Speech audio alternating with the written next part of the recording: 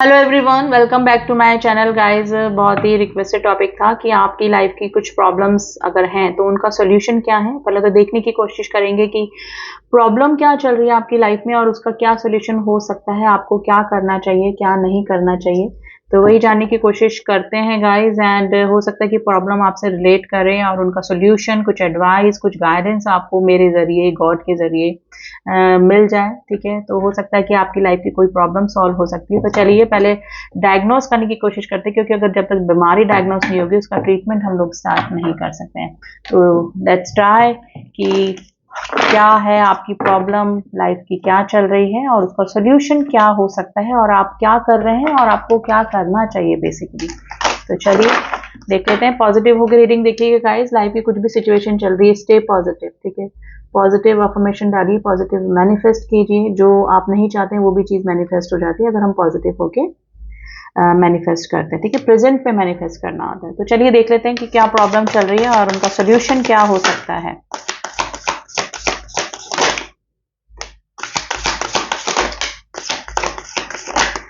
चलिए, 4 problems is here, 4 cards is here, हम देखते हैं। And the last one is win win outcome is forecast. इसको मैं बाद में डिटेलिंग करूंगी इस कार्ड की। पहले देख लेते हैं कि क्या आया है। Don't let pride get in your way, इसको हम क्लियर करेंगे जरूर से। It's time to release negativity, believe in the impossible, personal issue reaches resolution. देखिए बहुत अच्छे पॉजिटिव कार्ड निकले।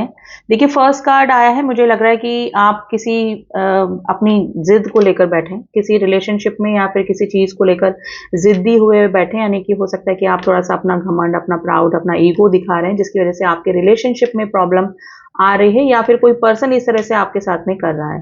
तो ये सिचुएशन आपकी हो सकती है जिसकी वजह से आप परेशान हैं। कोई अपना या तो किसी ने ब्लॉक करके रखा है, आपने ब्लॉक करके रखा है। देखिए अगर आपके लिए, अगर आपकी प्रॉब्लम के लिए निकाला तो हो सकता है कि आप किसी उसके साथ में ओवर रिएक्ट कर रहे हैं या फिर आपने ब्लॉक करके रखा है, उस पर्सन को रिस्पॉन्स नहीं कर रहे हैं। तो अगर आप सिचुएशन में चाहते हैं कि सुधार हो तो आपको थोड़ा सा मूव होना पड़ेगा, थोड़ा सा झुकना पड़ेगा, थोड़ा सा काइंड होना पड़ेगा। ठीक है, ठीक है, सिचुएशन में थोड़ा सा कॉम्प्रोमाइज करने की कोशिश करनी पड़ेगी, जिसकी वजह से आपको जो प्रॉब्लम आ रही है वो आपकी सॉल्व हो सकती है। यानी कि सिचुएशन में लव, हार्मनी लाने की कोशिश करनी पड़ेगी। अगर आपका कोई पार्टनरशिप है, बिजनेस से रिलेटेड है तो भी, और अगर कोई लव रिलेशनशिप है तब भी। ठीक है, it's time to release negativity. किसी चीज को लेकर, किसी पर्सन को लेकर, किसी सिचुएशन को लेकर आप बहुत ज्यादा नेगेटिव हो रहे हैं, तो आपको वो नेगेटिविटी रिलीज करनी है। जितना नेगेटिव होंगे उतनी ही चीज नेगेटिविटी अट्रैक्ट करेंगे। तो स्टे पॉजिटिव, पॉजिटिव रहिए तो पॉजिटिव ही अट्रैक्ट होगा। जो भी सिचुएशन चल रही है उसको एक साइड में रखिए, पॉजिटिव सोच से जाइए तो पॉजिटिव ही आपकी लाइफ में होता रहेगा काफी हद तक। ठीक है, बोलेंगे मैम सिर्फ बातें हैं, ऐसा कुछ नहीं होता है। ऐसा ही होता है, अगर आप पॉजिटिव सोचते रहेंगे तो वही चीज होती जाती है। ठीक है, नेगेटिविटी नेगेटिविटी को अट्रैक्ट करती है, पॉजिटिविटी पॉजिटिविटी को अट्रैक्ट करती है। तो जो भी सिचुएशन है उसको साइड में रखिए और अच्छा सोचिए, अच्छा ही होगा। ठीक है, बिलीव इन द इम्पॉसिबल। आप सोच रहे हैं कोई चीज है, कोई रिलेशनशिप खत्म हो गया है या फिर ये काम हो ही नहीं सकता, जिस चीज को आप इम्पॉसिबल समझ रहे थे वही चीज पॉसिबल हो जाती है। तो इम्पॉसिबल जो होने वाला है उस पर बिलीव कीजिए। लाइफ में कुछ भी पत्थर पे लिखा हुआ नहीं होता है। ठीक है, तो आप जो इम्पॉसिबल सोच रहे हैं वो चीज हो सकती है आपकी लाइफ में, वो वापस से आ सकता है, कोई पर्सन वापस से आ सकता है। आपकी कोई प्रॉब्लम ऐसी है जो कि आपको लग रहा है नहीं सॉल्व होगी, वो सॉल्व हो सकती है। तो किसी चीज को लेकर नेगेटिव नहीं होना है। Person issue reaches resolution. आपका कोई पर्सनल इशू चल रहा था, वो चाहे बिजनेस से रिलेटेड हो या फिर अपने फैमिली से रिलेटेड हो या फिर आपके किसी रिलेशनशिप से रिलेटेड हो, तो वो आपका, उसका सोल्यूशन आपको मिलने वाला है। आपकी जीत होगी उसमें। सोल्यूशन ऐसा मिलेगा कि आपकी जीत होगी, आपको सेटिस्फेक्शन होगा, आपको सेटिस्फैक्टरी आंसर मिलेंगे। ठीक है, तो ऐसी सिचुएशन सॉल्व होगी आपकी जो कि काफी लंबे समय से चली आ रही थी और आपको उसमें जीत मिलने वाली है। अगर कोई केस चल रहा था या फिर कोई रिलेशनशिप को लेकर, पार्टनरशिप को लेकर, बिजनेस को लेकर आपको कोई टेंशन चल रही थी, कुछ ऐसी चीजें थी जो कि कन्वर्सेशन से बात करके या फिर सॉल्व होने वाली थी, तो वो चीजें आपकी होने वाली है और आपकी उसमें जीत होने वाली है। तो डेफिनेटली आप जो भी कर रहे हैं उसमें पॉजिटिव रहना है। आज पूरी रीडिंग में यही निकल कर आया है कि आपको पॉजिटिव रहना है, आपको कुछ भी नेगेटिव इस चीज के बारे में नहीं सोचना है। आपके जो भी प्रॉब्लम है उनका आंसर आपको मिलने वाला है। अब इन कार्ड को थोड़ा सा क्लियर करेंगे गाइस कि आपको करना क्या चाहिए। डोंट लेट प्राइड इन अ वे का कार्ड क्यों आया है? डोंट लेट प्राइड इन अ वे का कार्ड क्यों आया है? डेफिनेटली गाइज, या तो रिग्रेट है आपको किसी चीज का, किसी रिलेशनशिप को खो देने का, ठीक है, आपकी शादी या कोई शादी से रिलेटेड कुछ प्रॉब्लम चल रही थी, अगर अगर अपना प्राइड लेके बैठे हैं तो डेफिनेटली वो आपको छोड़ना पड़ेगा, क्योंकि आपकी प्रॉब्लम तभी सॉल्व होगी जब आप थोड़ा सा कॉम्प्रोमाइज करने की कोशिश करेंगे।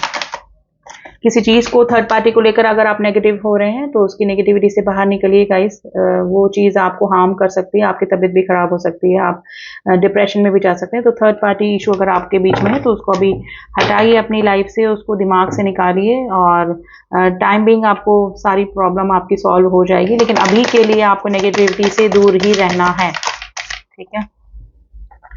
आप सोच रहे थे कि आपके पार्टनर अगर किसी की तरफ अट्रैक्ट हो गए थे, थर्ड पार्टी में चले गए थे, या फिर आपको रिस्पॉन्स नहीं कर रहे हैं, तो आप ये मत समझिए कि वो वापस से नहीं आएंगे। बिलीव इन द इम्पॉसिबल, ठीक है। थर्ड पार्टी का अगर सच पता लग जाएगा या फिर उसकी नेगेटिव एनर्जी से अगर वो बाहर निकल जाएंगे, तो आपके पार्टनर आपकी तरफ लौट कर भी आएंगे, आपकी तरफ अट्रैक्शन भी होगा उनका, सब कुछ आपको लव हार्मनी सब कुछ अपने पार्टनर से मिलेगी। तो जो इम्पॉसिबल आप सोच रहे हैं वो पॉसिबल होने के चांसेस हैं।